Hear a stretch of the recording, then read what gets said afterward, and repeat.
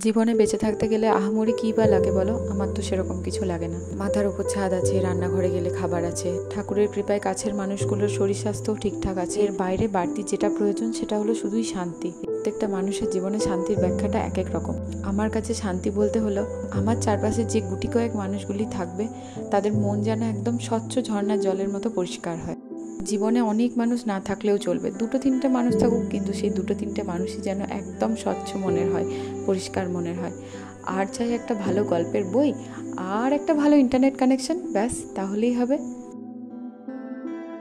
এদিন ছিল বৃহস্পতিবারের সকাল, তাই সকাল সকাল তোমাদেরকেও আমার ঠাকুরের দর্শন করিয়ে নিলাম।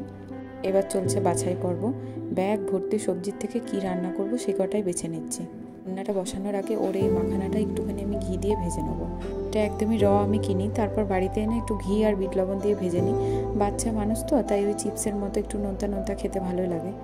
অনলাইনে যেটা আসতে বাকি ছিল সেটা চলে এসেছে, রবীন্দ্রনাথ ঠাকুরের লেখা শেষের কবিতা। আচ্ছা, তোমাদের আর কার কার অমিত আর লাবণ্যর এই বিচ্ছেদটা একদমই ভালো লাগেনি বলো তো? আমার তো খুবই কষ্টকর লেগেছে। বৃহস্পতিবারে ছিমছাম রান্না, ভাত, শাক ভাজা আর কচুর তরকারি। আজকের মতো এটুকুই, টাটা।